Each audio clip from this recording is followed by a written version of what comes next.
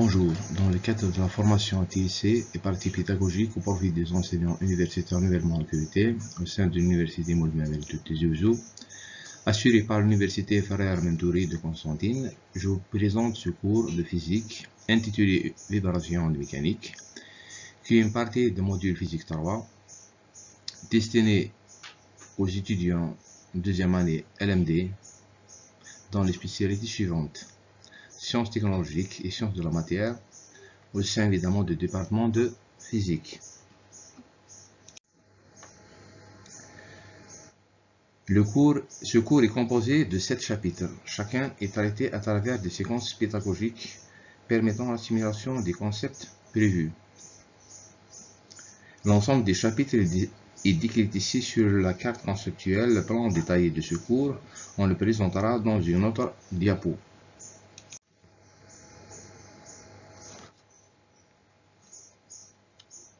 Dans la présentation de ce cours, on va essayer de donner un aperçu général sur les vibrations et équations de mouvement. Entre autres, on va parler sur les oscillateurs harmoniques, les équations différentielles, ainsi sur l'utilisation du formalisme de Lagrange.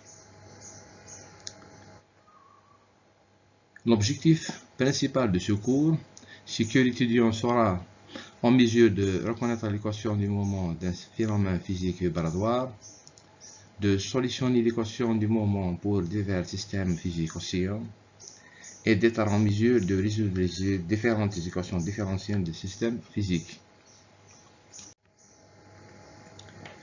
Ainsi, pour assimiler bien ce cours,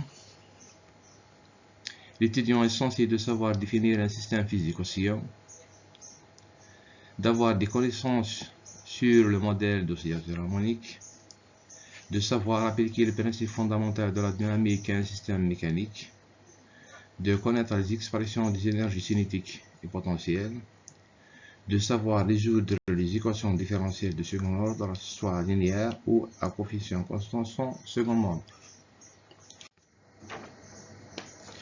Ce cours est scindé en 7 chapitres.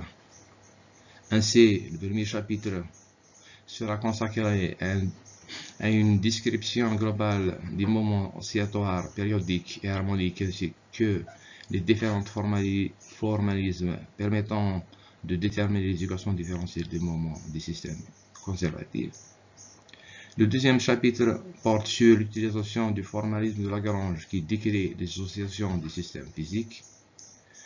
Le troisième chapitre sera consacré à l'étude des oscillations linéaires libres des systèmes physiques à un degré de liberté.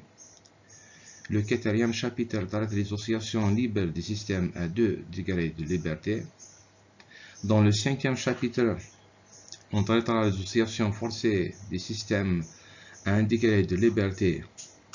On donne comme exemple ici un système masse-ressort amortisseur et impédance mécanique. On va essayer de faire quelques résolutions des équations différentielles. Dans le cinquième chapitre, on va étudier l'oscillation forcée des systèmes à 2 degrés de liberté et solution de l'équation de Lagrange. Ce chapitre évidemment sert comme une transition aux ondes mécaniques. Dans le dernier chapitre, on traitera les différents phénomènes de propagation des ondes mécaniques.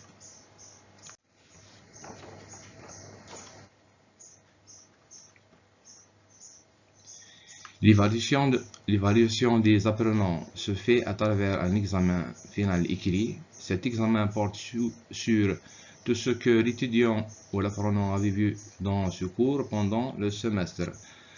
Alors, lors de cet examen, qui compte sur 65% de la note finale, l'étudiant ou l'apprenant aurait à résoudre des problèmes traités DTD et DTP, à répondre à des questions de synthèse, à répondre à des questions de réflexion. Et notre évaluation qui porte sur 35% de la note finale, cette évaluation dite continue et régulière permet aux étudiants ou